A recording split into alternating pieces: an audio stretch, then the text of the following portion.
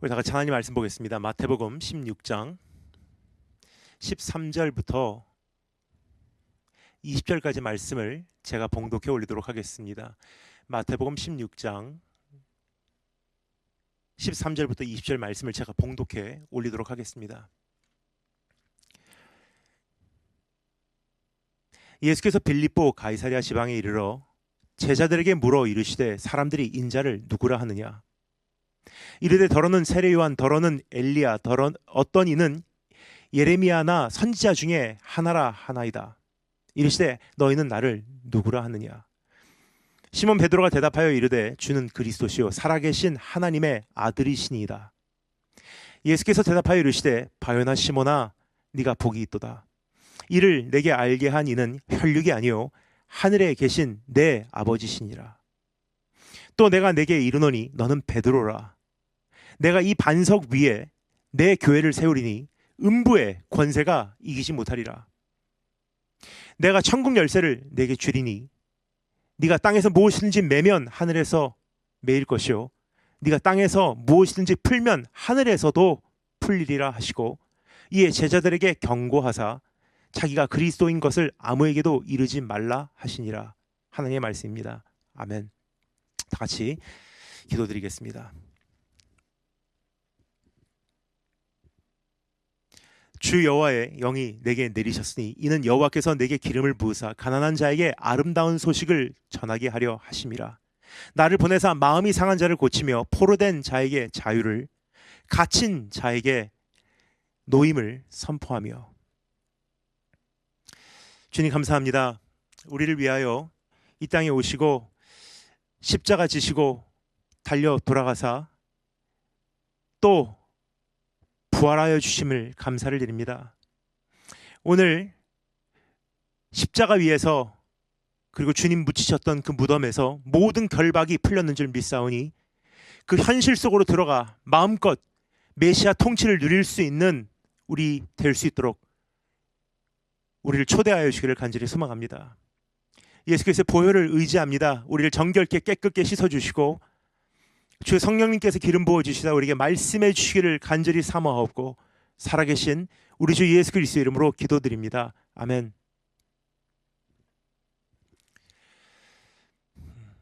주님은 부활하셨습니다. 사망의 권세를 이기시고 다시 사셨습니다. 어찌 그리 기쁜 소식인지 모르겠습니다. 아버지 하나님께서는 이기신 예수 그리스도를 지극히 높여주셨습니다. 빌립보서 2장에는 이와 같이 기록이 되어 있습니다. 하나님이 그를 지극히 높여 모든 이름 위에 뛰어난 이름을 주사 하늘에 있는 자들과 땅에 있는 자들과 땅 아래에 있는 자들로 모든 무릎을 예수의 이름에 꿇게 하시고 Therefore God exalted him to the highest place and gave him the name that is above every name, that at the name of Jesus every knee should bow in heaven and on earth and under the earth. 부활하신 주님은 만유의 주가 되셨습니다. 부활하신 주님은 열방의 통치자가 되셨습니다. 하나님 우편에 좌정하고 계시다는 사실입니다. 부활하신 주님의 권세는 하늘과 땅과 음부까지 미치십니다. 그리고 부활하신 주님은 우리의 모든 결박을 풀어주셨습니다. 그럼 주의 부활을 믿는 우리들, 부활하신 주님과 결합하여 하나 된 우리들은 참된 자유를 경험할 수 있어야 하는 것입니다. 여전히 결박되고 제한되고 위축돼서는 안 된다는 뜻입니다. 그럼 참된 자유를 어떻게 소유할 수 있는가라는 질문을 묻고 싶습니다. 그 답은 본질을 굳게 잡으라 말씀하신 주님의 음성 안에 담겨 있습니다. 본질을 굳게 잡으라. 비본질로 가면 갈수록 우리는 세상과 시대의 저항을 경험하게 되어 있습니다. 저항을 경험한다는 것은요, 이미 한계로 인해서 우리가 마음껏 자유로움을 행사하지 못한다는 거예요. 다른 말로 결박당해 있다는 뜻입니다. 반대로 본질로 가면 갈수록 통치자이신 주님과 더 온전하게 결합하게 되는 것이기에 세상과 시대를 초월하게 되는 것입니다. 주님은 하늘 위에나 땅 위에나 땅 아래의 주인이시기 때문입니다. 그렇다면 본질을 굳게 잡기 위하여 오늘 본문 말씀을 다음과 같은 세 부분으로 나누어 주님의 음성에 함께 귀를 기울여 보도록 하겠습니다. 오늘 이 말씀에서 살펴볼 첫 번째, 주님의 질문입니다. 주님의 질문. The question our Lord asks us. 두 번째, 우리의 고백.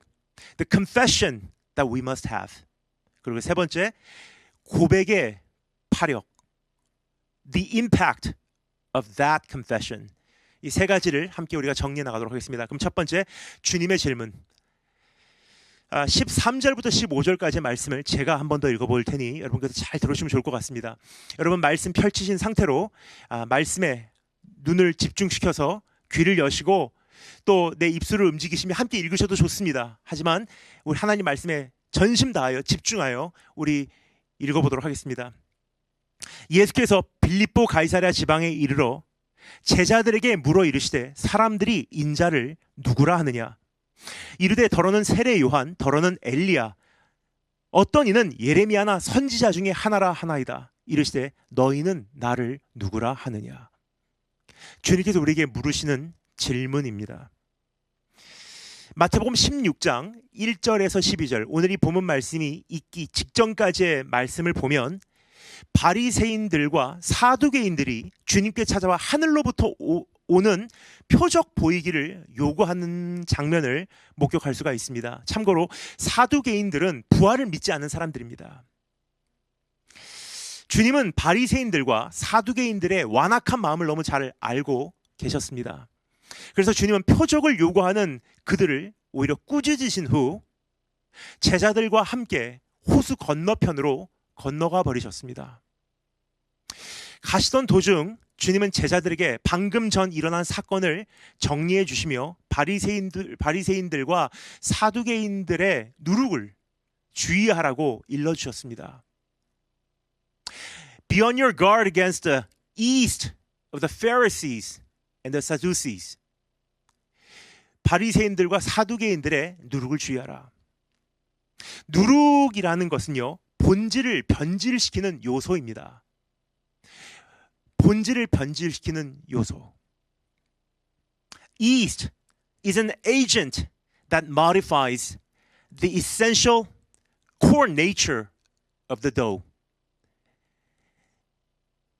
우리 안에 누룩이 들어오게 되면요, 눈앞에 계신 그리스도도 알아보지 못하고 그분께서 행하시는 표적에만 관심을 기울이게 되어 있습니다. 우리의 신앙이 변형이 돼버려요.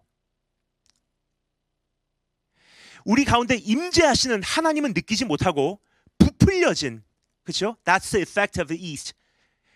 누룩이 우리 안에 들어오면 이 부풀리는 역할을 하기 때문에 조용히 잠잠히 차분히 하나님의 임재를 누리는 것이 아니라 오히려 부풀려진 화려한 예배의 형태에 취해버리기 십상입니다. 혹은 복음의 진리를 향해서는 점점 무뎌지고 누군가의 자극적인 성공담에 귀를 솔깃하며 기울이게 되는 경우가 참 많지 않나 생각이 됩니다. 따라서 여러분, 누룩이라는 것이 우리 안에 스며들기 시작하면요, 신앙생활을 정말 하나님 앞에서 온전히 이어가기가 불가능해진다는 사실이에요. 이것이 얼마나 중요했냐면 주님께서는 이스라엘 자손들에게 이것을 실제로 연습을 시켰어요. 이 누룩을 예루살렘 전체에서 제거하는 절기를 주셨지 않습니까? The Feast of the Unleavened Bread. 1년에 찾아오는, 어김없이 찾아오는 그 절기를 통해서 의도적으로 집안에 있는 모든 누룩을 제거하면서 내 신앙을 돌아보게 되었던 것입니다. 혹시 그러한 안타까운 모습이 우리 자신도 모르는 사이에 우리 안에 자리 잡기 시작하지는 않았는지, 내 안에 누룩이 혹시 스며들진 않았는지 오늘 이 시간 살펴보기를 원합니다. 이제까지 신앙생활을 해오면서 어떻게 하면 주님을 더 사랑할 수 있을까 고민하기보다 반대로 오히려 어떻게 하면 더 인정받을 수 있는 사역을 할 수 있을까 고민한 적은 없었는지 한번 내 자신을 돌아보길 바랍니다. 혹은 어느 때부터인가 십자가의 고난과 영광을 사랑하기보다 평탄함과 안정됨을 소유하기 위해 몸부림치며 그 영국 땅에서 혹은 유럽 다른 국가에서 혹은 지금 나를 하나님께서 두신 그 자리에서 내가 노력하고 지내오지는 않았는지 한번 내 자신을 돌아봤으면 좋겠습니다. 십자가의 복음을 흠모하기보다 untainted gospel, 변형되지 않은 정말 이 순수한 복음을 흠모하기보다 오히려 성공한 사람들의 노하우나 간증, 테크닉, 요령 혹은 도덕적 메시지에 흥분되지는 않았는지, 만약 그렇다면요, 이미 내 안에 누룩이 들어와 자리를 잡고 있다는 증거입니다. 본질에서 벗어나기 시작했다는 증거입니다. 호수를 건너가 빌립보 가이사랴 지방에 도착하신 주님께서는 제자들에게 이와 같이 질문을 하십니다. 사람들이 나를 누구라 하느냐? What do people say that I am? 사람들이 나에 대해서 뭐라고 말하냐? 라고 질문을 물으십니다. 사람들이 주님에 대하여 어떠한 정의를 하고 있는가에 따라서 사람들이 주님 안에서 무엇에 가장 관심을 갖고 있는지를 파헤쳐낼 수 있기 때문입니다. 사람들이 주님에 대하여 어떠한 정의를 하고 있는가를 파헤쳐 보면 그들이 주님 안에서 무엇을 가장 관심 깊게 관찰하고 있었고, 그리고 무엇이 그들에게 가장 자극적인 인상을 주었는지 거의 짐작할 수 있기 때문입니다. 사람은 자기가 가장 관심을 갖는 것을 통해서 가장 강력한 인상을 받기 마련이에요. 내가 가지고 있는 평소의 진인 관심사가 패션이라면요, 어떠한 사람을 만날 때 가장 먼저 도전을 받거나 가장 먼저 그 사람에게 대해서 평가하는 것이 패션이라는 기준이 아닙니까? 그러니까 사람은 자기가 갖고 있는 그 관심사가 어떻게 보면 나에게 가장 도전을 주는 분야이기도 합니다. 그러니까 사람들에게 주님께서 사람들에 대해서 물으신 거예요. 사람들이 나에 대해서 뭐라고 말하냐? 그들의 입술에서 고백된 예수 그리스도에 대한 정의를 들으면요, 그들의 관심이 어디 있는지, 예수님에 대해서 어떠한 인상을 받았는지를 보면 어느 정도 파헤쳐낼 수 있다는 사실이에요. 신앙 고백을 통하여 신앙의 정체를 진단할 수 있는 법입니다. 그래서 주님께서는 물으신 것입니다. 사람들 안에 이미 전염되어 있는 누룩의 현실을 잘 알고 계셨기 때문입니다. Jesus Christ knew exactly how infected people were by the East. People were more interested in signs and wonders than who God really is. 예수 그리스도가 누구신지 보다도, 하나님이 정말 어떤 분이신지 보다도 이적과 기적에 대해서 그들은 더 관심을 갖고 있었다는 사실이에요. 오늘날 수많은 교회와 성도도 그렇지 않나 싶습니다. 누룩의 무증상 감염자들이 너무나 많다는 사실이에요. 겉으로 보기에는 멀쩡합니다. 그들 안에 본질이 변질된 지 오래되었건만, 사실 그들 안에는 예수가 없건만, 그들 안에는 정말 하나님 앞에 예배의 진정성이 상실된 지 오래되었건만, 그들의 외면적인 모습은 여전히 주님을 사모하는 것과 같이 보일 수가 있다는 거예요. 주님께서 물으신 질문에 제자들이 답하여 이와 같이 보고를 하죠. 사람들이 주님에 대하여 세례 요한, 엘리야, 예레미야 혹은 선지자 중에 하나라고 말합니다. 라고 주님께 아뢰입니다. 사람들은 주님에 대하여 참 다양한 견해를 가지고 있었던 것 같습니다. 하지만 가만히 지금 여기에 나열된 목록을 우리가 살펴보면요, 한 가지 공통점을 발견할 수가 있습니다. John the Baptist, Elijah, Jeremiah, one of the prophets. 공통점이 뭐죠? 그 누구도 주님을 그리스도, 다른 말로 메시아로 고백하고 있지는 않다는 점이에요. 그 이유는 우리 주님이 그들의 당시 소유하고 있었던 메시아는 이런 분이실 것이다 생각했었던 그 예상과는 어긋나는 형태로 그들에게 다가오셨기 때문입니다. 당시 그들이 갖고 있었던 메시아관, the concept of what Messiah should look like. 그들이 갖고 있었던 이 메시아관은요, 압제하는 로마 제국으로부터 정치적 독립을 성취할 만한 히로, 영웅으로는 예수 그리스도가 보이지 않았다는 거예요. 왕이나 귀족, 집안 출신으로 사회적 권력과 재력을 동원하여서 억눌린 백성을 구해내는 낌새가 예수 그리스도 안에서는 보이지 않았다는 것입니다. 예수님은 오히려 가난한 가정의 아들이에요. 그 당시 종교적인 지도자로 출세하려면 예루살렘에서 유학을 하든지 예루살렘에서 공부를 해야 되는데, 예수님은 시골 나사렛 동네 출신이었지 않습니까? 단지 예수님께서 행하신 사역과 이적, ministries and miracles, 예수님께서 행하시던 그 엄청난 일들을 두고 볼 때 주님을 선지자로 평가할 수 있는 여지는 있었던 것 같습니다. 그래서 사람들이 예수님에 대해서 가장 큰 관심을 갖고 있었던 것이요, 주님에 대해서 더 알고 주님과 깊은 교제를 하고 주님을 정말 뜨겁게 사랑하고 보다도 그 손에서 나타나는 역사들에 관심을 갖고 있었다는 거예요. 사람들의 관심이 어디에 있었는지 한눈에 볼 수 있습니다. 그들에게 중요한 것, 그들이 어떠한 사물을 평가하는 기준은 외면적인 형태였던 것입니다. 따라서 그들에게 가장 자극적인 인상을 주었던 것도 주님의 입술을 통하여 선포되는 복음이 아니라 오히려 주님께서 행하신 기적들이었던 것입니다. 즉 그들은 비본질적인 것을 토대로 주님과의 교제를 구축하고자 하고 있었다는 거예요. 그럼 여러분, 건강한 교제라는 것은 거기서 탄생될 수가 없어요. 원만한 관계라는 것은 형성될 수가 없다는 것입니다. 왜요? 기초부터 잘못됐기 때문에. 사람들은 주님에 대해서 엉뚱한 것에 관심을 갖고 있었던 거예요. 참으로 안타까운 것은 이러한 현실이 오늘도 우리 가운데 재현되고 있다는 점입니다. 예배의 본질을 확인하고 점검하고 소유하기보다 정신없이 어떠한 외면적인 형태에 얽매이고 있지는 않았는지 한번 내 자신을 살펴보았으면 좋겠습니다. 만약 형태에 얽매이고 있었다면 그 형태를 더 이상 유지하지 못하는 상황이 도래할 때 매우 불편해하거나 혼란스러워하기 마련입니다.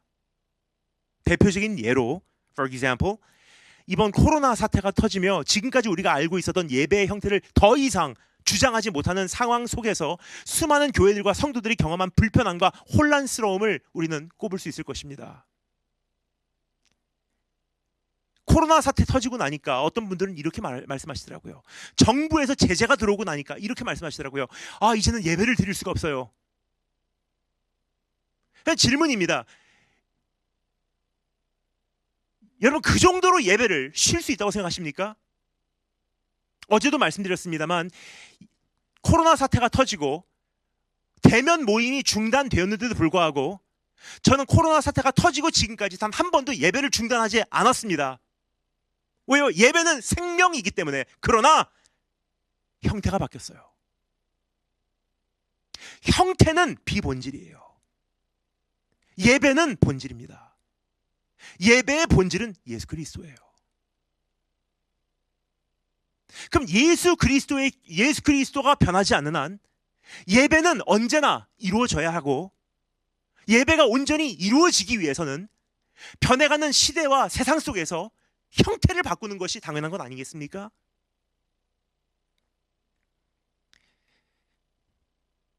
지금까지 나는 혹시 비본질에 관심을 갖고 있지는 않았는지, 비본질을 꼭 붙들고 이거는 내가 놓지 않겠다, 혹시 그것이 신앙이라고 착각하고 있지는 않았는지,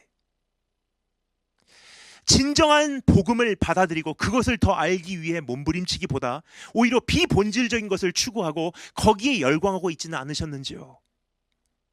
예수 그리스도를 밤낮으로 연구하고 그분의 속성과 the attributes of Jesus Christ, 그분의 속성과 성품을 깊이 묵상하고 그분을 온정성 다하여 사랑하고 그분만을 열심으로 전하는 것에 시간을 투자해 오셨습니까?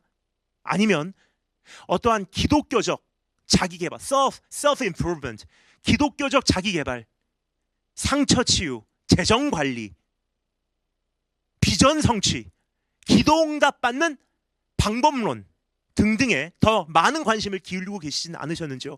이 모든 것은요, 중요합니다. 좋은 거예요. 하지만 본질은 아니에요.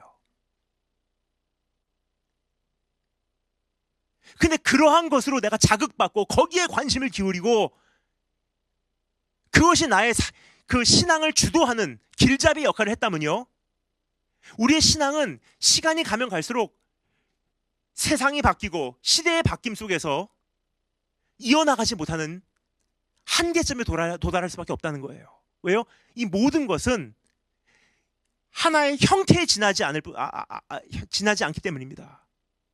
본질은 예배고 본질은 예수 그리스도예요.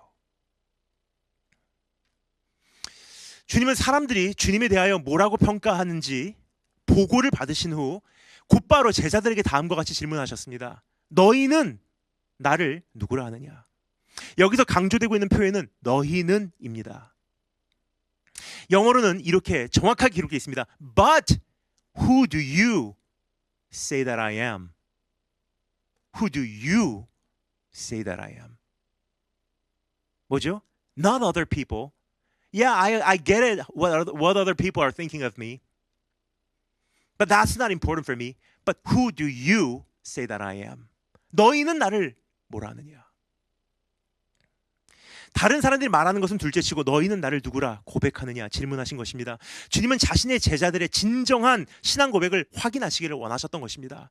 그래서 여러분, 지금 세상이 교회에 대해서, 세상이 예수 그리스도에 대해서 뭐라고 말하지는 사실 별로 중요하지가 않아요. 오늘 주님께서 정말로 관심을 갖고 계신 것은 교회요, 성도입니다. 너희는 나를 지금 뭐라고 하느냐? 고백을 통하여 그들이 본질 안에 서 있는지 진찰할 수 있었기 때문입니다. 오늘 본문 말씀에 이어 펼쳐지는, 오늘 이 말씀에 이어서 이제 21절부터 28절까지의 말씀이 이어지죠. 근데 그 내용을 보면요, 주님은 자신이 받으실 고난에 대해서 설명을 해주시는 것을 우리가 볼 수가 있습니다. 읽진 않겠습니다. 더 나아가 그러한 길을 가고자 하시는 주님과, 고난의 길을 가고자 하시는 주님과 진정 동행하기를 원한다면은 반드시 그는 자기를 부인하고 자기 십자가를 지어야 한다고 주님께서 선언을 하시는 장면이 기록이 돼 있어요. 진짜로 주님과 이 길을 가기를 원한다면 이들에게 요구된 한 가지 필수 조건이 있습니다. 온전한 신앙 고백을 소유하는 거예요. There is a prerequisite to follow Jesus Christ. It is to have the right confession. 처음에 신앙 고백부터 잘못되면요, 내가 예수가 누군지 이 정의부터가 잘못되면요, 이제부터 가야 하는 길을 절대로 이어갈 수가 없다는 거예요. 한 가지 예를 들까요? 우리의 신앙 고백, 주님과 함께 난 죽음까지라도 가겠습니다. 주님이 생명이기 때문에 주님과 함께 있으면 난 죽어도 삽니다. 주님은 부활의 첫 열매 되셨습니다. 그래서 사망이 나에게 무엇을 하게 할 수가 있겠습니까? 그러한 고백이 내 안에 확실히 정리만 된다면요, 이제부터의 시대, 환난과 고난과 죽음이 와도 능히 인내하고 견뎌낼 수 있을 것입니다.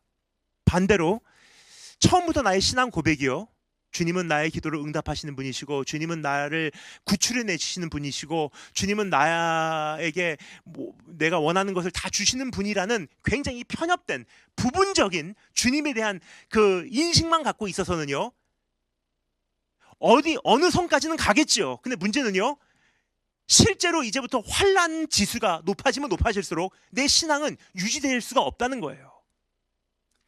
그러한 신앙은 유효기간이 정해진 신앙이요, 만료일이 정해진 신앙입니다. 만약 주님과의 관계가 비본질적인 것 위에 설립되어 있다면 주님과 끝까지 동행하는 것은 절대 불가능한 것입니다. 비본질적인 것에 관심을 기울이고, 비본질적인 것을 계획하고, 비본질적인 것을 기대하고, 비본질적인 것만 흉내내고, 비본질적인 것을 이루고자 하는 사람이 어찌 주님과 동행할 수가 있겠습니까? 특히 십자가의 길을, 고난의 길을, 죽음까지라도. 처음에는 비슷하게 할 것입니다.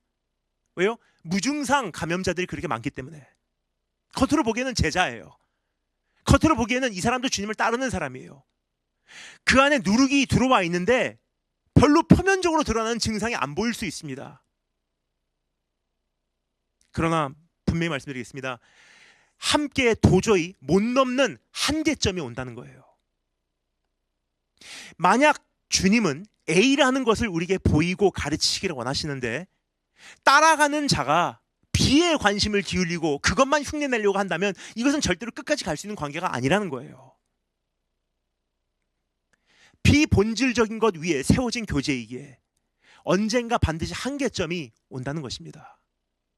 사실 주님 입장에서 굉장히 답답할 거예요. 주님께서 정말로 우리에게 보이시기를 원하시는 것은 이거. 주님의 이러한 좋은 모습. 주님의 이렇게 아름다운 복음. 주님의 십자가 달리신 하나님께서 우리를 향하신 그 사랑. 응답을 해주기보다도 고난 가운데까지라도 내가 너희와 함께 들어갈 것이라고 선포하시는 주님의 불타는 심정. 그런 것을 우리에게 보여주시기를 원하시는데 주님을 따라간다고 하는 자가 오히려 관심을 기울이는 것이 어떻게 하면 주님께서 기적을 베푸셨을까? 어떻게 하면 주님께서 그렇게 위대한 사역을 할 수 있었을까?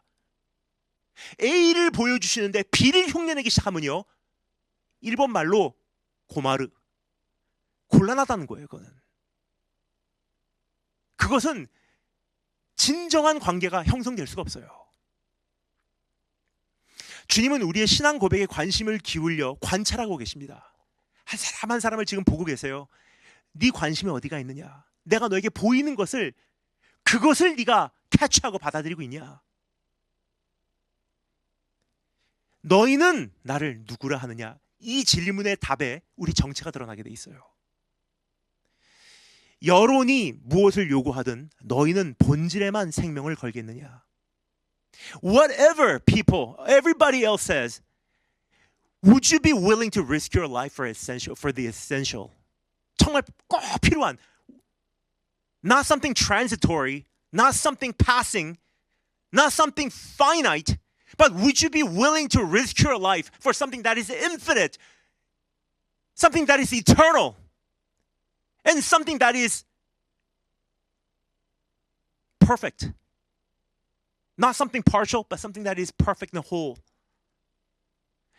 시대가 어떻게 변하든 너희는 나를 변함없이 섬기기로 각오하느냐? 세상이 여러 가지 유행으로 요동하여도 너희는 흔들리지 않기로 결심하느냐? 상황이 아무리 악화되어도 끝까지 그 자리를 지켜내겠느냐? 이러한 질문들이 한마디로 요약하면요, 한마디로 그것을 요약하면요, 너희는 나를 누구라 하느냐로 답이 나오는 거예요. 그렇습니다. 신앙의 위대한 위력은 본질에서 말미암는 것입니다. 그리고 본질은 온전한 신앙 고백에서 확인할 수 있는 거예요. 이번에 코로나 사태를 통하여 너무나 많은 것들이 이제 큰 변화를 경험하게 되었습니다. A lot of things changed, right? 그중 대부분은 아마도 permanent, 영구적인 변화로 자리를 잡게 되리라 생각이 됩니다. 이러한 상황 속에서 우리는 이제 고민하게 되어 있어요. Because what's coming is going to be so different from what we've experienced so far. 지금까지 우리가 경험한 것과 이제부터 오는 세상은 너무나 다르기 때문입니다. 이제부터 어떻게 사역을 해 나가야 하는지, 교회는 이제부터 어떠한 자세를 취하여야 하는지, 특히 이번에 큰 타격을 입은 한국 교회가 나가야 하는 방법은 어디인지, 우리는 그 안에서 예배를 어떻게 드려 나가야 하는지 굉장히 많은 숙제가 우리에게 주어졌지 않습니까? 오늘 이 영상으로 예배에 참석하신 분들, 물론 한국에 계신 분들도 계실 것이고요, 혹은 이제 영국에서의 생활을 어느 정도 마무리하고 이제 얼마 후 한국으로 귀국하실 분들도 계실 거예요. 졸업하고 학위를 따시고 또 이제 영국에서의 생활을 정리하고 한국으로 돌아오실 분들도 계시리라고 생각을 합니다. 여기 오셔서 신앙생활을 이어가는데 어떻게 해야 할지 많이 고민이 되실 것입니다. 근데 한 가지 분명한 것은요, 여러분께서 몇 년 전에 떠나셨는지 모르겠지만 몇 년 전에 한국을 떠나실 때 아셨던 한국과 특별히 이번에 코로나 사태를 통하여 한국 교회가 자리매김을 한, 한국 사회에서 자리매김을 한 한국 교회의 위치가 바뀌었어요, 지금. 그래서 이번에 여러분께서 한국에 돌아오시게 되면요, 참 많이 바뀌었다 하는 것을 느끼실 거예요. 이제는 교회를 향한 여론이 굉장히 좋지 않습니다. 이러한 사회에서, 이러한 시대에서 우리는 어떻게 믿음 생활을 해 나갈 것인가? 이게 실제적인 고민들이에요, 이제는. 뉴스를 보면 매일 아니면 거의 이틀에 한 번씩은 최소한 우리가 뉴스에서 소식을 듣습니다. 이번에서도 교회에서 집단 감염이 터졌습니다. 그러다 보니까 지금 여론이 굉장히 안 좋아요. 이러한 시대 속에서 난 어떻게 사역해 갈 것인가? 어떻게 믿음을 지켜갈 것인가? 난 어떠한 형태의 예배를 드릴 것인가? 어떻게 전도할 것인가? 왜요? 안 듣는다는 거예요, 이제. 어찌되었든 이번 코로나 사태를 통하여 우리는 참 많은 숙제를 안게 되었습니다. 이제 우리는 여러 가지 질문들에 답하기 위하여 우리는 새롭게 고민하고 씨름하고 연구하여 새로운 돌파구를 찾고자 할 것입니다. 우리는 이제부터의 시대에 어떻게 예배해 나갈 것인가? 우리는 어떻게 주님과 교제해 나갈 것인가? 우리는 어떻게 선교를 해 나갈 것인가? 등등입니다. 그러나 그 전에, 다 중요한 질문이지만 그 전에 우리가 반드시 기억하고 돌아가야 할 곳이 있음을 지금 이 시간 강조하여 말씀드리고 싶습니다. 그 어떤 것보다도 우선적으로 새롭게 하여야 하는 것이 있습니다. 그는 본질이에요, 본질. What do I believe? Who is Jesus Christ, whom I have placed my faith upon? 내가 신앙을 내가 믿는 대상이신 예수 그리스도가 누구이냐는 질문을 우리가 확실하게 답할 수 있어야 돼요. 메시아관이 우리 안에서 정확하게 설립되어야 된다는 뜻입니다. 비록 여론과 시대와 세상과 상황은 끊임없이 변해갈 수밖에 없지만 영원히 변하지 않는 한 분, 주님에 대하여 확실하게 마음에 새기는 것입니다.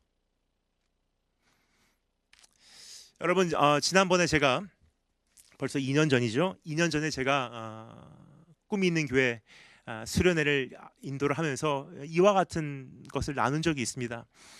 다니다 보니까 원자재를 소유하고 있는 나라와 상품화를 할 수 있는 그 기술을 소유하고 있는 나라가 존재하더라고요. 원자재 primary source, 상품 products or secondary source라고 하죠. 그러니까 원자재를 소유하고 있는 나라들 대개 후진국이든지 개발도상국이더라고요. 근데 그러한 것을 끌어다가 싼 가격에 구매해서 그것을 상품화시킬 수 있는 기술, 그것을 마케팅할 수 있는 능력을 소유하고 있는 나라들이 거의 선진국들이더라고요. 근데 역사를 가만히 보잖아요. 참 희한합니다. 후진국에서 개발도상국으로, 개발도상국에서 선진국으로 계속 추월을 해가요. 그 이유가 무엇입니까? 원자재는 언제까지나 유효합니다. 근데 원자재를 가지고 그것을 상품화시키는 순간 시대와 대상과 영역에 제한을 받게 돼 있어요. 한 가지 예를 들까요? 가스, 원유 자체만을 가지고는요, 우리 할아버지 시대나 우리 시대나 우리 다음 세대에도 꼭 필요한 것입니다. 미국에서도 필요하고요, 일본에서도 필요하고요, 영국에서도 필요해요.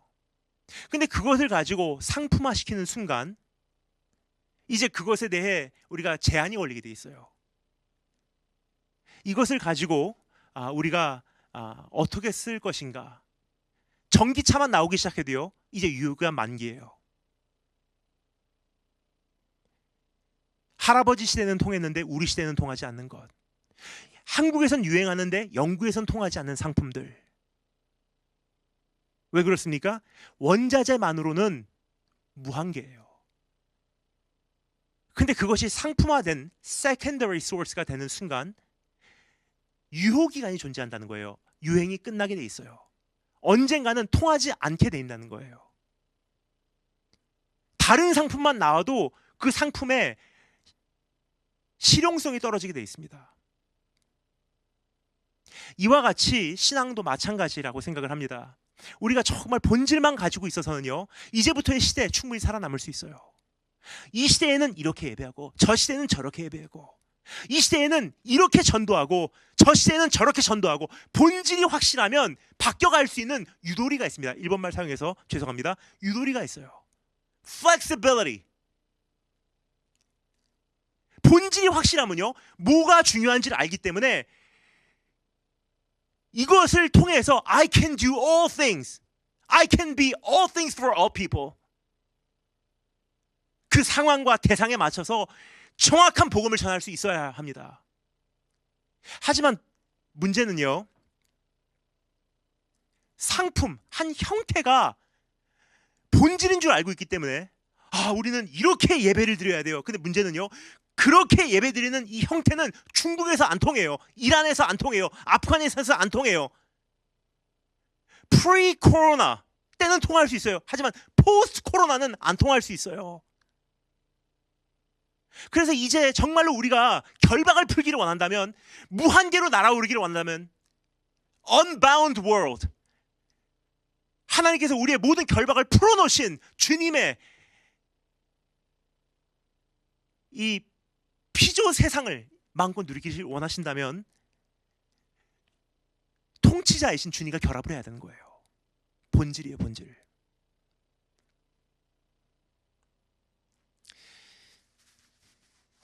우리의 신앙, 오늘 한번 주님 앞에서 점검하기를 원합니다. 너는 나를 누구라 하느냐? 그럼 우리가 진정 소유하여야 하는 이제 신앙 고백은 무엇인지 잠시 살펴보도록 하겠습니다. 우리의 신앙 고백, the confession that we must have. Okay? 우리의 신앙 고백 16절, 17절 말씀 제가 읽어 올리도록 하겠습니다. 16절, 17절 말씀입니다. 시몬 베드로가 대답하여 이르되 주는 그리스도시요 살아계신 하나님의 아들이시니이다. 예수께서 대답하여 이르시되 바요나 시몬아 bar 조나 사이먼 네가 복이 있도다. 이를 너에게 알게 한 이는 flesh and blood, 혈육이 아니라 하늘에 계신 내 아버지시니라 그러세요. 너희는 나를 누구라 하느냐 물으신 주님의 질문에 베드로는 서슴지 않고 대답을 했습니다. 주는 그리스도시요 살아계신 하나님의 아들이시니이다. 사람들의 견해에 전혀 영향을 받지 않고 그는 담대하게 말했던 것입니다. 살벌한 종교 지도자들이나 위대한 정치 지도자들이 당시 주장하고 있었던 어떠한 견해로 인하여 전혀 위축되지 않고 그는 자기의 신앙을 확고하게 주님 앞에 고백을 한 거예요. I don't care exactly what other religious people say. I really don't care about what political leaders say about Jesus Christ. But I believe that you are the Christ and you are the Son of the living God.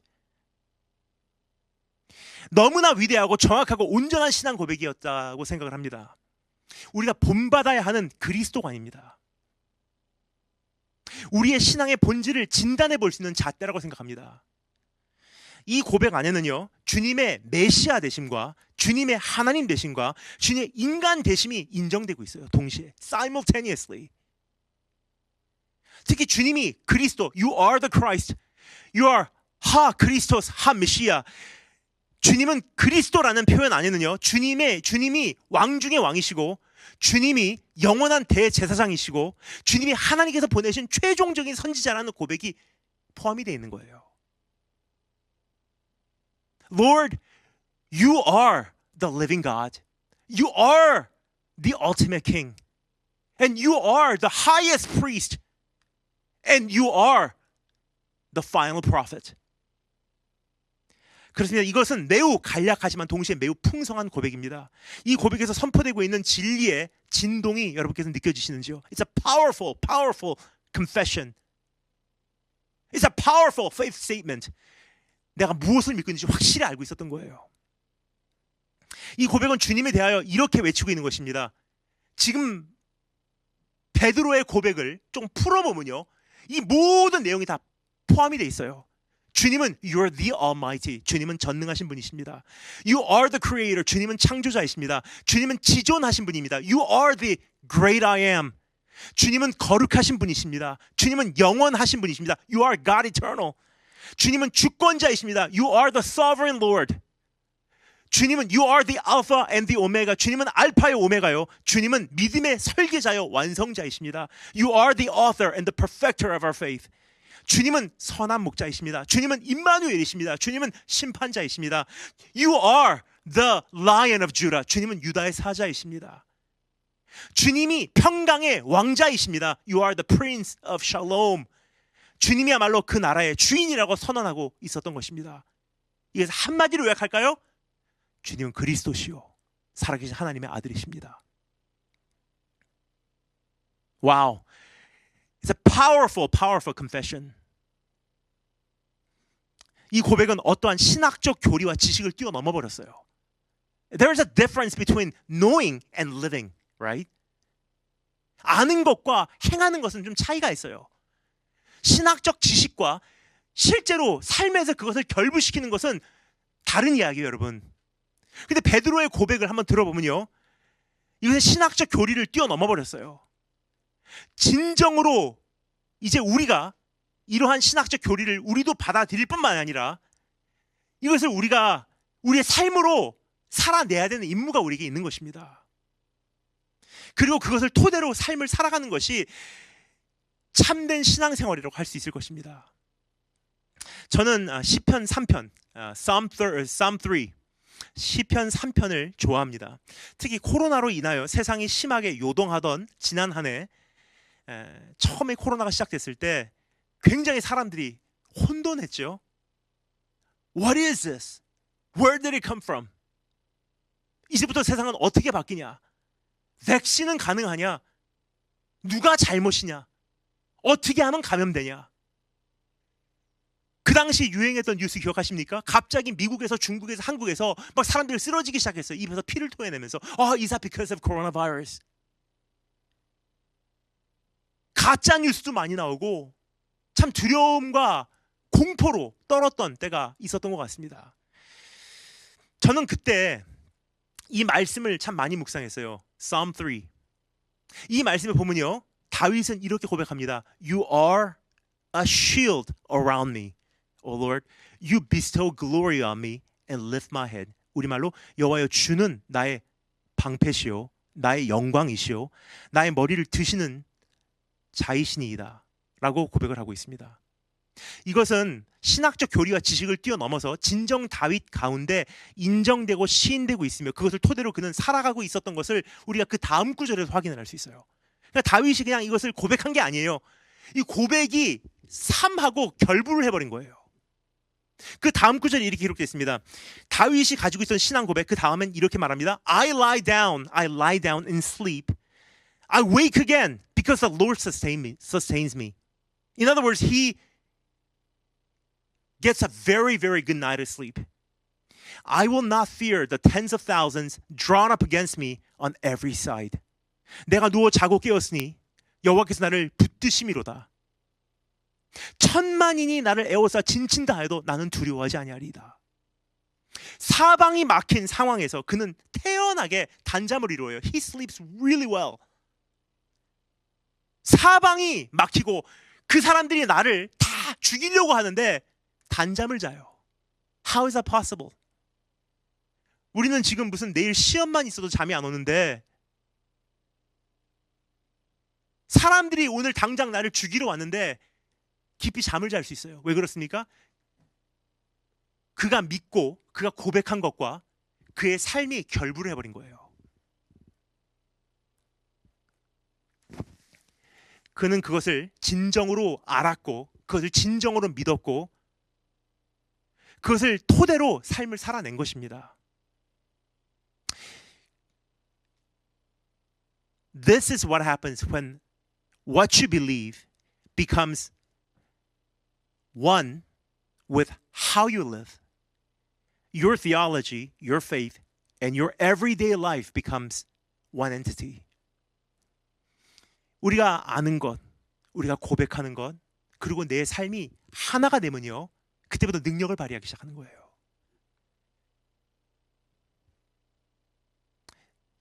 주는 그리스도시요 살아계신 하나님의 아들이시니다. 이 고백이 정말 내 안에 이해가 되고 믿겨지고 그것이 고백이 되고 실제로 삶과 연합을 한다면요, 여러분 어떠한 역사가 일어날지 상상해 가십니까? 이 부활절이 우리에게 던지고 있는 도전이 바로 이것입니다. Do you believe in resurrection? Do you believe in life that I provide? 내가 너에게 주는 이 영생을 믿느냐? 내가 너에게 허락하는 이 부활을 믿느냐? 진짜로 믿는다고 하면요, 그것을 그리고 고백하면요, 그것을 가지고 내 삶과 결부를 시키면요, 하나가 되게 하면요, 죽음이 두렵겠습니까? 사망이 두렵겠습니까? 이제부터의 시대가 두렵겠습니까? 이별이 두렵겠습니까? 자, 그럼 이러한 위대한 신앙 고백은 어디서 온 것인가 잠시 살펴보도록 하겠습니다. 우리 주님께서 이러한 고백을 한 베드로를 칭찬하시며 다음과 같이 밝혀주시죠. 17절 말씀, 바요나 시몬이라는 것은 son of Simon, 시몬의 아들, son of Jonah, Simon이라는 뜻이에요. 요나의 아들 시모나라는 표현입니다. bar Jonah, Simon, 네가 복이 있도다. 이를 내게 알게 한 이는 혈육이 아니요 하늘에 계신 내 아버지시니라. 이것이 베드로의 고백의 원천입니다.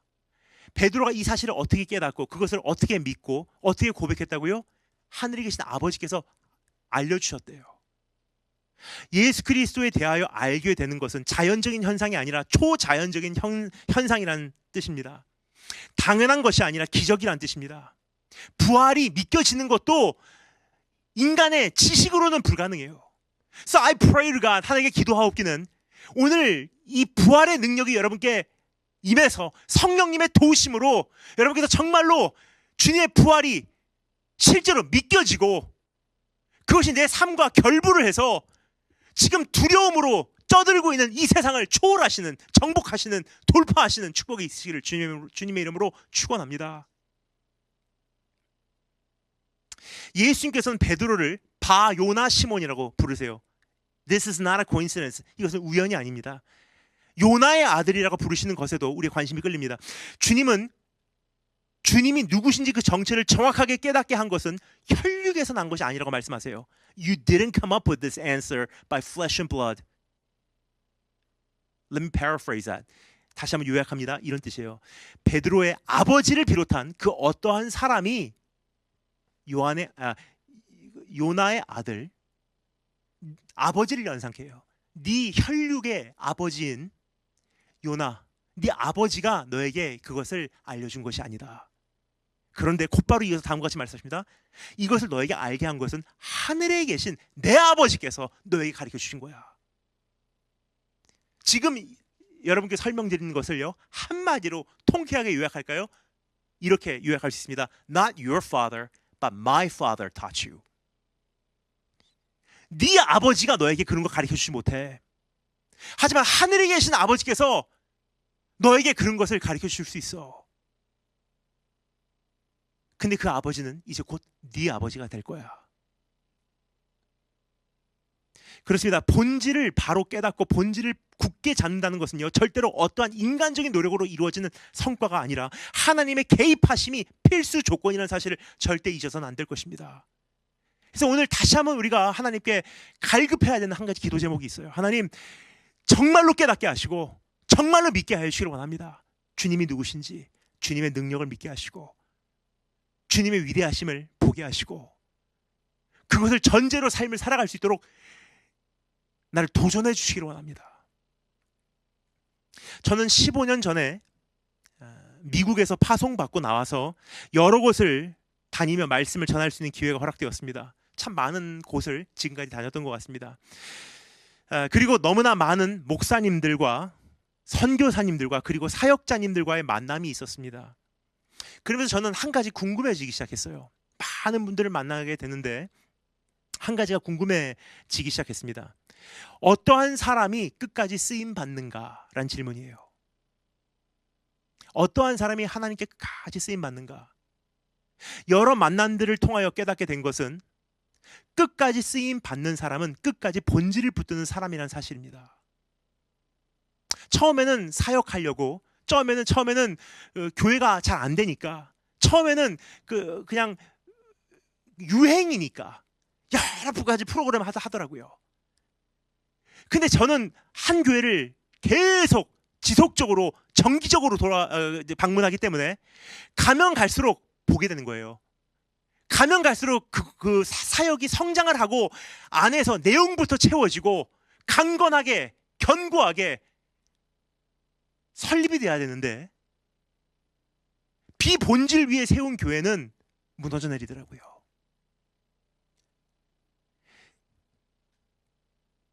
본질 위에 세우신 교회, 본질을 붙드는 성도는 하나님께 끝까지 쓰임받는 것을 보게 됩니다. 여러분, 그리고 끝까지 본질을 붙든다고 하는 것은요, 주님의 은혜 없이는 절대로 불가능한 일입니다. 유능하다고, 유식하다고, 뛰어나다고, 끝까지 영향력 있는 사역자로, 끝까지 세련된, 고상한 성도로 내가 봉사하며 헌신하고 교회 생활할 수 있는 게 아니더라고요. 그냥 하나님의 전적인 은혜로 오늘도 다른 것 붙잡지 않고 내가 예수를 붙잡겠습니다. 어떠한 세상적인 것 내가 바라보지 않고 내가 오늘 복음으로 내가 내 자신을 채워내겠습니다.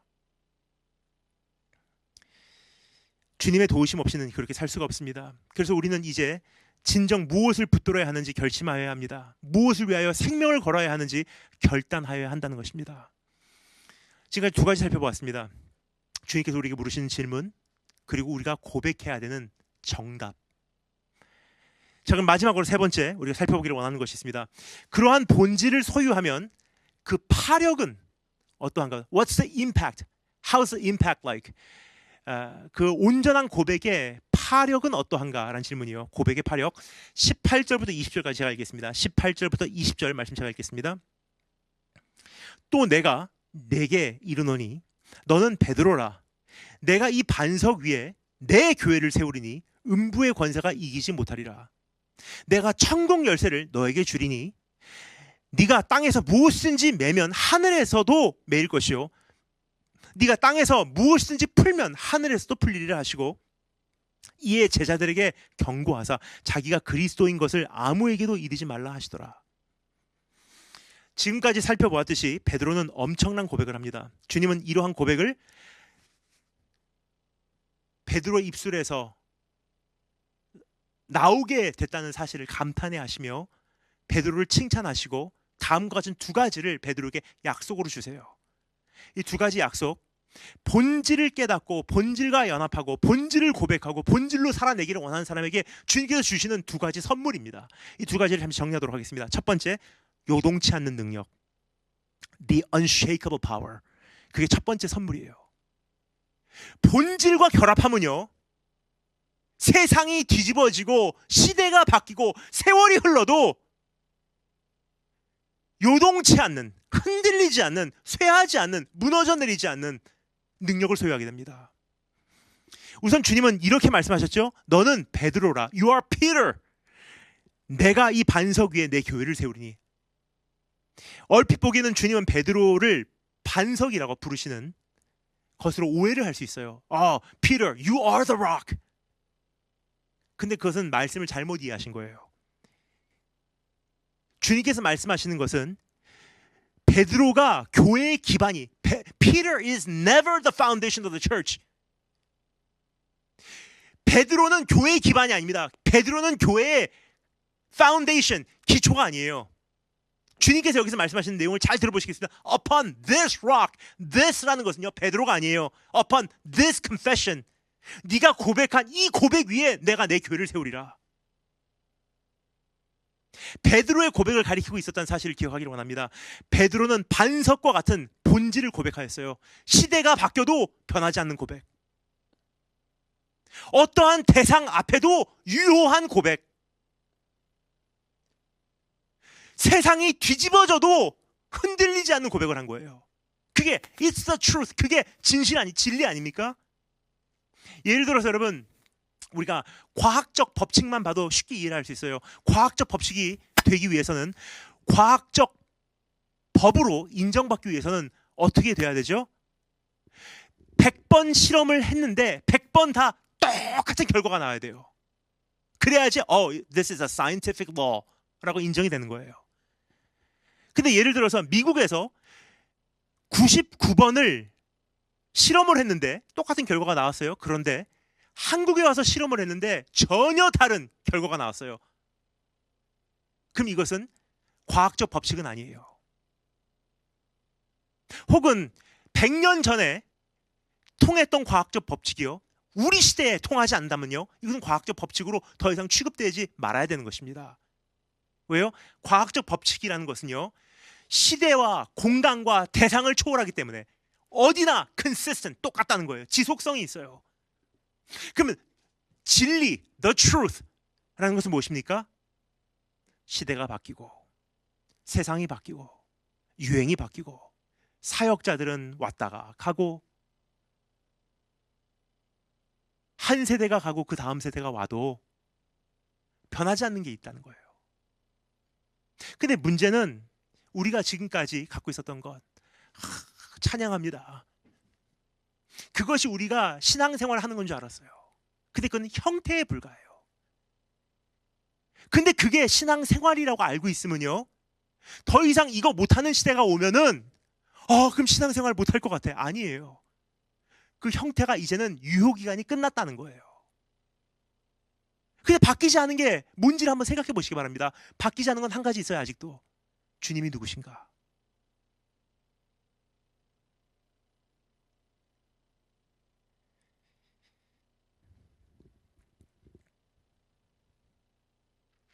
이 세상의 여러 가지 노하우는 유행을 탑니다. 그러나 한 가지 변하지 않는 것이 있습니다. 세상 끝날까지 변하지 않는 사실이 있습니다. 주는 그리스도시요 살아계신 하나님의 아들이라는 진리예요.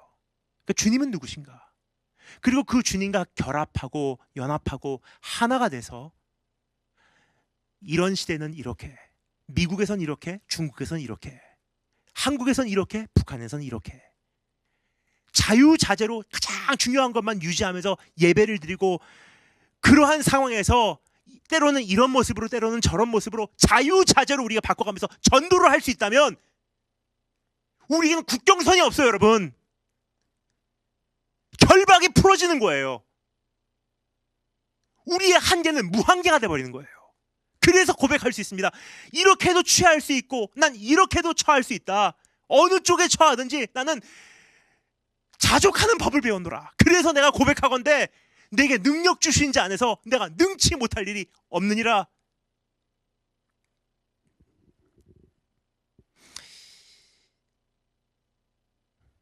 이러한 고백 위에 우리의 신앙생활과 우리의 인생과 우리의 삶을 구축해 나간다면 절대 요동치 않습니다. 코로나 이상의 사태가 터져도 그렇게 우리가 크게 뜯어 고칠 만한 게 없을 거예요. 왜요? 처음부터 그 기준이었기 때문에. 하지만 어떠한 상품, 유행 속에서 없어질 것들에 세운다면 job market만 바뀌어도, 우리 어떤 직장, 어떠한 직업 시장만 바뀌어도, 트렌드만 바뀌어도, 유행만 바뀌어도, IMF만 터져도 할 일이 없는 거예요. 그리고 세상이 흔들릴 때마다 우리도 무너져 내리게 되어 있는 것입니다. 주님은 이러한 신앙 고백, 이러한 본질을 위해 우리의 우주적 교회를 설립하시겠다고 말씀하시고 계십니다. Upon this rock I will build my church. 이 반석 위에 내 교회를 세우리라 그러세요. 따라서 비록 지역교회는 코로나로 인하여 위축될 수 있어도 주님의 우주적 교회는 지금도 아무런 결박 없이 전진하고 있다는 사실을 여러분 이제 보시기 바랍니다. 주님의 교회의 한 가지 두드러지는 특징은 음부의 권세가 이기지 못한다는 점이에요. 그 교회의 기반이 되는 신앙 고백만큼이나 교회 자체도 요동하지 않는 것이 당연하기 때문입니다. If the foundation is stable, if the foundation is firm, 그 위에 세워진 건물도, 건축물도 견고한 거예요. 그러니까 우리의 신앙 고백이 온전하고 균형 잡히고 영원하고 유효기간이 없고 우리의 신앙 고백이 예수 그리스도라는 본질 위에 세워만 있다면, 우리의 신앙이 그 위에 세워지기만 한다면 시대가 바뀌어도 코로나가 계속 다른 형태로 변형돼서 터져도 더 이상 예배를 못 드리게 어떤 국가적인 제재가 들어와도 우리는 영향을 받지 않는다는 거예요. 때로는 이렇게, 때로는 저렇게. 이렇게 찬양할 때도 있지만 때로는 혼자서 조용히 찬양할 때도 있고.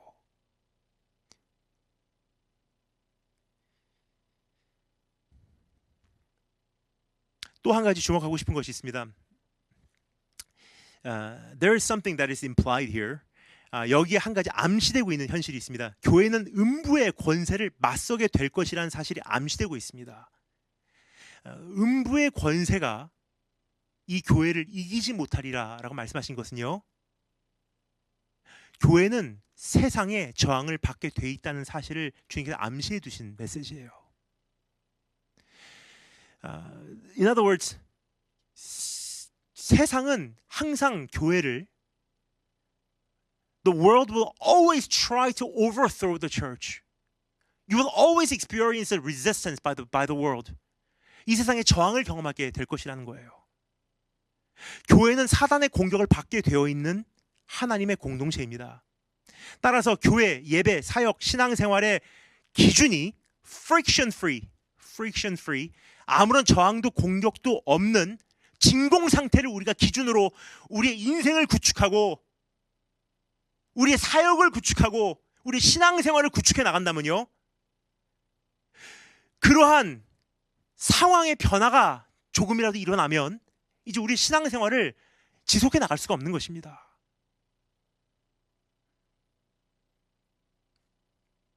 지금까지 문제가 이것이 아니었나 생각이 돼요. We worshipped God. We attended Sunday services as if there will never be any kind of tribulation. Oh, it will always be like this. We can always gather together on Sunday. We can always come together whenever we want. We can always worship God.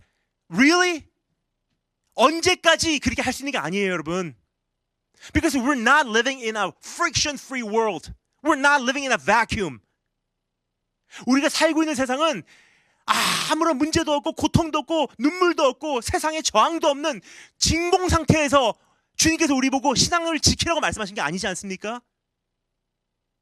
처음부터 우리가 인식을 해야 되는 기준이 뭐냐? 가면 갈수록 환난이다. 그것을 기준으로 우리의 신앙을 처음부터 구축했다면요, 코로나 정도는 예상을 했어야 돼요. 질병이 있을 거야. 아니, 이제부터는 기근도 있을 거야.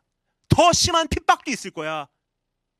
그러면 지금은 우리가 빨리 하나님의 은혜로 영상으로 교체를 했지만 이제 영상 예배조차도 못 드리는 날이 오면 그날 나는 홀로 설 수 있을 것인가? 모이지 못하는 날이 오면 그날 나는 어떻게 예배드릴 것인가? 혼자서라도 살아남을 수 있을 것인가? 누군가가 나를 계속 영적으로 먹여주지 않아도 나는 예수 그리스도의 생명이 내 안에 있는 것이니 내 스스로 먹이를 찾아먹고 살 수 있을 것인가? 그런 생각으로 이제는 살아가시기 바랍니다. 그러한 계산이 없이는요, 이제부터 시대를 감당할 수가 없어요. 주님께서 누가복음에서 뭐라고 말씀하십니까? 누가 망대를 짓고자 할 때, whenever you try to build a tower, 우리가 망대를 짓고자 할 때 그 망대가 tower 준공하기까지 until it comes to completion, 어느 정도의 비용이 예상되는지를 계수 안 하고 착공하는 사람이 있느냐고 물어보세요. 수많은 사람들이 계산을 안 한 것 같아요. 건물을 짓기 시작했는데 되겠지. 왜요? 계속 프로핏이 들어올 거야. 계속 헌금이 들어올 거야. 계속 이대로 우리가 유지가 될 거야. 근데 문제가 있습니다. 코로나 터지고 나니까 돈이 더 이상 안 들어와요. 어떻게 합니까? 공사 중단. 우리 신앙이 똑같아요. 이제부터 우리가 주님 나라 갈 때까지, 마지막 날이 올 때까지, 이 세상에서 내가 마지막 숨을 내쉴 때까지 말할 수 없는 사건들이 일어날 터인데, 그때마다 나는 어떻게 해야 될 것인가? 어떠한 기준 위에 내 신앙을 세워야지 그날까지 내가 문제없이 돌파할 수 있을 것인가를 생각을 해야 된다는 거예요. 주님의 약속은 분명합니다. 그 어떠한 것이 교회를 이기지 못할 것이라는 사실입니다. 비록 시대는 지나가고 정권은 무너지고 제국도 멸망하고 세상은 변해가고 유행은 순간이지만 주의 본질 위에 세운 교회만큼은 영원합니다. So many kings, 수많은 왕들이 와서 떠들었어요. 교회가 없어질 거라고. 수많은 학자들이 교만하게 떠들었어요. 종교는 없어질 거라고. 하지만 십자가는 여전히 서 있어요. 그들은 없습니다. 그러니까 여러분, 한 가지 우리가 큰 그림을 보기를 원합니다. 어떠한 핍박이 교회를 감당치 못합니다. 어떠한 질병이 교회를 당해내지 못합니다. 어떠한 환란이 교회를 이겨내지 못합니다. 비록 지역교회들, local church, 지역교회들은 조금 힘들 수 있어요. 그러나 I want you to really open up your eyes and see. 이제 우리 눈을 열어 우주적, the universal church of God, 하나님의 우주적 교회를 바라보시기 바랍니다. 하나님의 우주적 교회는 지금도 살아서 움직이고 있어요. 주님의 나라는 영원히 쇠하지 않네. 나는 주를 신뢰해. 단지 한 가지 꼭 기억하기를 원합니다. 참된 교회는 반드시 반석과 같은 본질 위에 세워져 있어야 된다는 거예요. That's what church is. 본질 위에 세워진 교회예요. Who Jesus Christ is. Not on programs, not on how to worship, not on how to succeed, not on how to get answered when you pray. How do Christian business people own their businesses? Nothing's like that. That's only a trend. 유행이에요, 유행. 다 중요는 합니다. 근데 본질이 있고 그런 거를 해야지. Those things can never replace the essential. 절대로 대체해서는 안 된다는 거예요. 근데 얼마나 감사한지 지금까지 수많은 교회와 성도들이 그것을 대처하고 있었던 것 같아요. 근데 코로나가 터지고 나니까 이제 주님의 백성들은 비본질을 이제 못하게 되니까 본질이 뭔지를 찾기 시작한 것이 얼마나 감사한지 모르겠습니다. 저는 중국 선교사로 파송받고 하나님의 교회의 거대함을 경험했습니다. 그때까지만 해도 저는 한 지역교회, 미국 이민교회의 전도사로서 살아왔습니다. 제가 갖고 있는 교회의 세계관이에요. That's what church is. 그러나 제가 목격한 주님의 교회는 상상을 초월했습니다. 주님의 교회는 강했어요. 주님의 교회는 권세가 있었습니다. 제가 목격한 주님의 교회는 세상을 초월했어요. 그 어떠한 것도 주님의 교회를 결박해내지 못했다는 거예요. 처음에 저는 중국 북경에서 자리를 잡았고 여러 지역으로 옮겨다니며 사역을 시작했습니다. 그러면서 저는 중국에 대해서 배웠어요. In 1967, 1967년 중국 사회주의 혁명이 일어날 때만 해도 중국은 어느 정도 기독교가 안정된 나라였었어요. In other words, China was, to a degree, was Christianized. 예를 들어 우리나라로는요 월화수목금토일이라고 하는데 그것만 해도 it's really based on the solar system, right? 뭐 천문학이라든지 아니면 어떤 이방 종교를 토대로 만들어낸 단어들이에요. 월화수목금토일. 그런데 중국만 해도요 고유 평소에 사람들이 대화할 때 사용하는 이 언어만 들어봐도 정말 중국이라는 나라가 기독교 영향을 많이 받았구나를 알 수 있어요. 월화수목금토일을 뭐라고 말하냐? 리바이, 리바이알, 리바이상 뭐죠? 예배 후 1일, 예배 후 2일, 예배 후 3일, 토요일은 예배 후 6일, 주일은 리바이텐, 예배일이에요. 지금까지도 그 단어를 사용해요. 그만큼 1900년도 중반에 중국이라는 나라가 어느 정도 기독교화되어 있었다는 증거예요. 기독교의 영향을 그만큼 많이 받았다는 뜻입니다. 그러나 사회주의 혁명으로 인하여 이제 중국에서 복음이 전파가 불가능해졌다고 많은 사람들은 평가했습니다. 그래서 수많은 화교, overseas Chinese, 그 사람들이 중국을 버리고 떠난 거예요. To look for religious freedom. 하지만 중국에 남아있는 사람들이 있었어요. 근데 중국에 남은 사람들은 대개 둘 중에 한 종류였습니다.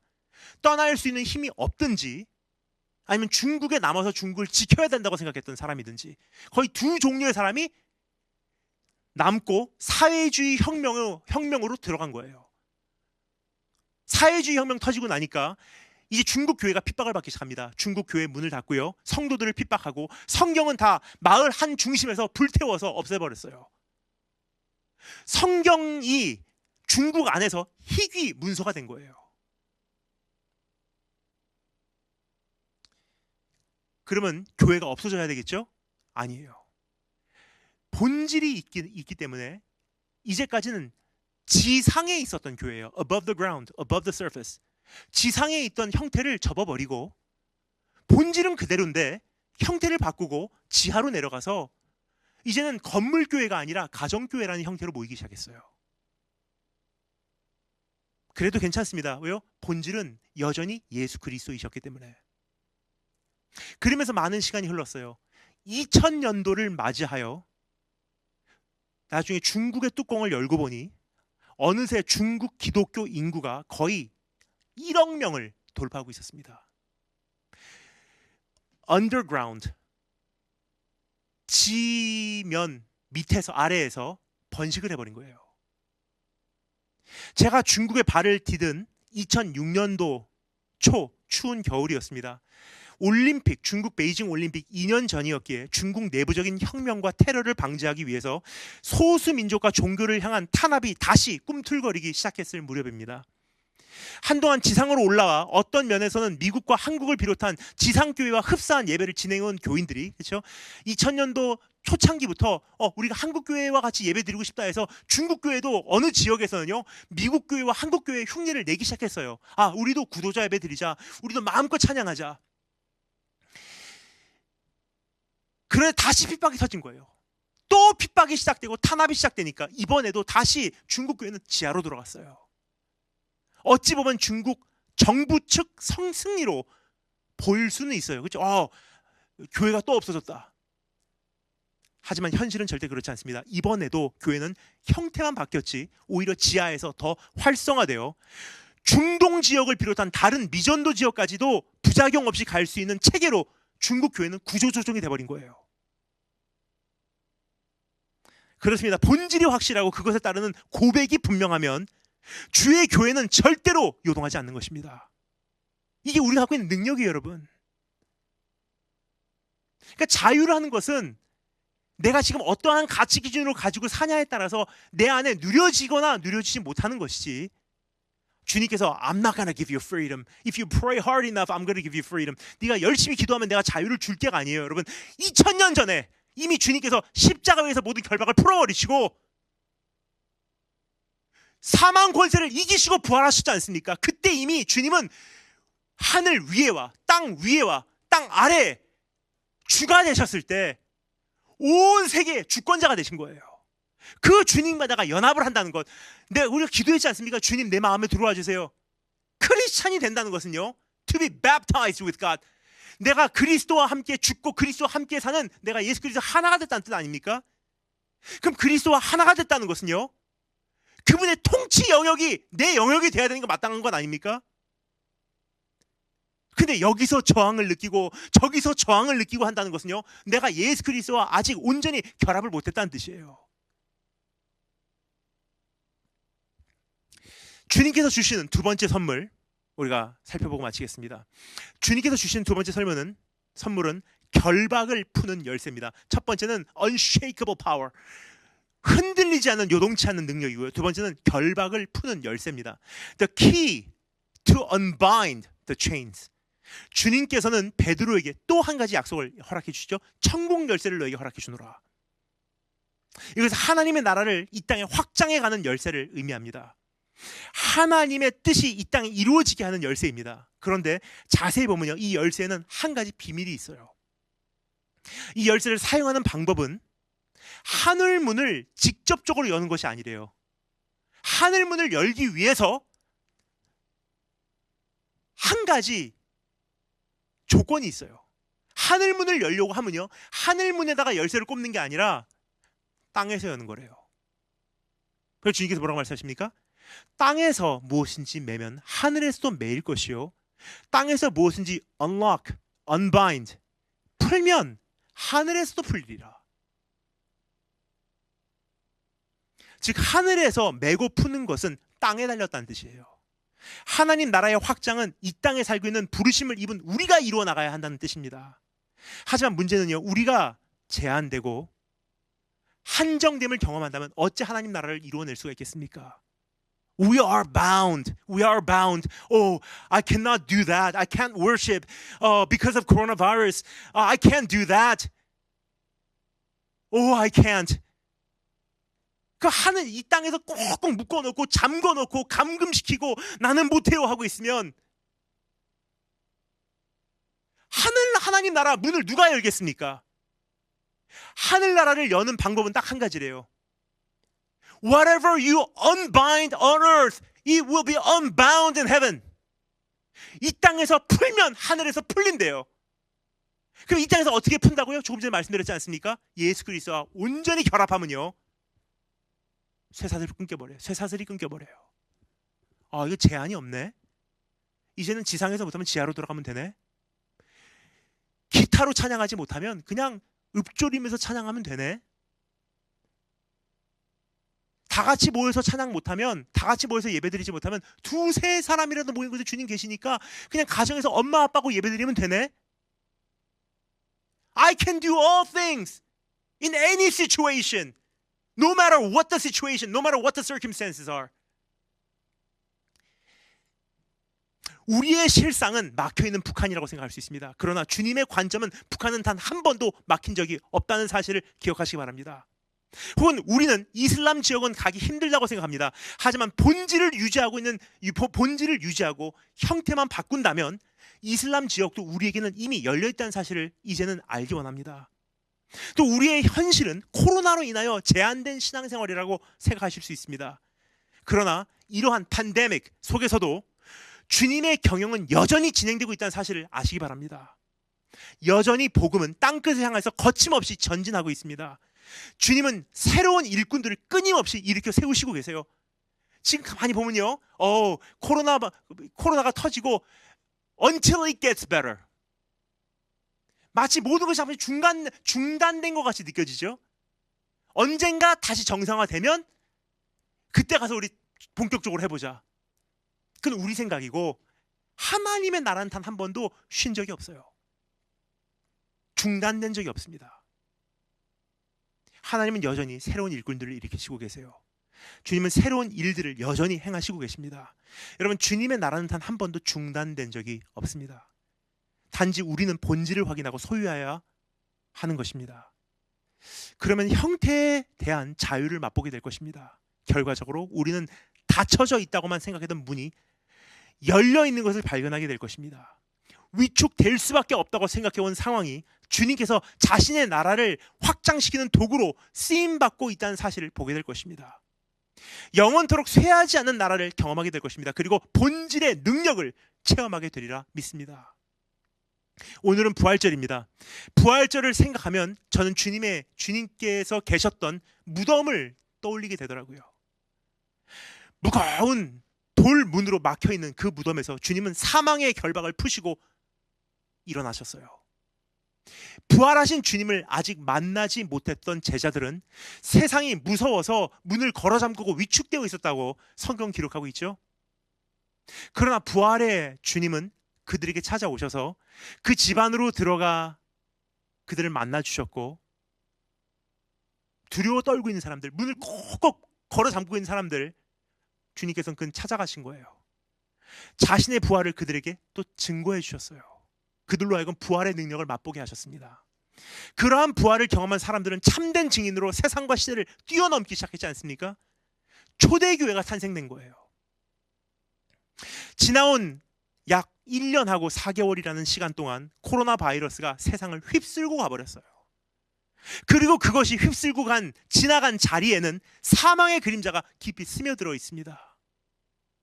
그러한 현실 속에서 우리도 모르는 사이에 교회와 성도는 문을 꼭 걸어 잠그고 위축되어 버렸어요. 그리고 언젠가 좋아지겠지만 하고 소극적으로 지금 기다리고 있다는 거예요. 하지만 오늘 이 부활절을 맞이하여 이제 다시 문을 여시고 다시 주님의 나라를 위하여 일어나시기를 소망합니다. 비록 형태는 다를지라도, 형태는 바뀌었을지라도 본질은 변하지 않습니다. 예배의 모습은 바뀔 수밖에 없습니다. 그리고 그것이 주님의 뜻일 수가 있다는 거예요. 이제는 예배의 형태가 바뀔 때가 됐다. 땅끝까지 복음을 전할 수 있는 체계로 가야 하기 때문이에요. 지금까지 한국에서 대형교회에서 예배드렸던 그 형태로는 이라크 못 가요. 근데 주님의 날이 임박하기 때문에 누군가가 가야 되는데 언제까지나 우리가 이렇게 예배드릴 수는 없거든요. 그래서 하나님께서 이젠 선수 나서신 것 같아요. 지난 1년 3개월 동안 온 세계에 있는 교회를 선교지의 눈높이에 맞도록, 선교지의 눈높이에 맞춘 예배에 익숙하도록 단기간에 훈련을 시키셨어요. 코로나 사태 동안 우리가 예배를 드린 형태를 그대로 가지고 이란에 가서 예배를 드려도요, 거의 잡혀가지 않습니다. I told you yesterday, you are mission field ready now.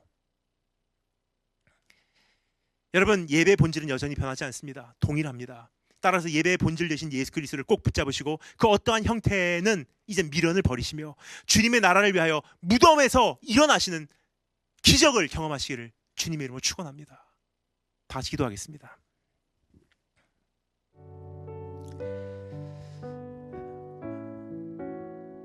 오늘 여러분과 한두 가지 기도 제목을 가지고 주 앞에 응답하는 기도를 드리도록 하겠습니다. 첫 번째 기도할 때 이렇게 기도했으면 좋겠습니다. 주님, 코로나가 휩쓸고 간 그 자리에 참 많은 아픔과 고통과 눈물과 두려움과 불안감과 트라우마와 상처와 아픔과 내일을 이제 엄두를 못 내는 위축된 우리의 모습이 남겨져 있습니다.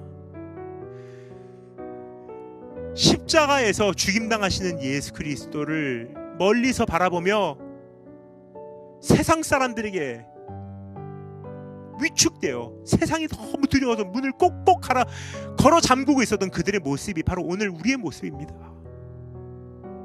그러나 주님, 그들을 버리지 아니하시고 그들을 책망하지 아니하시고 오히려 찾아와 주셔서 부활하신 주님을 보여주신 것과 같이 내가 사망의 권세를 이겼다.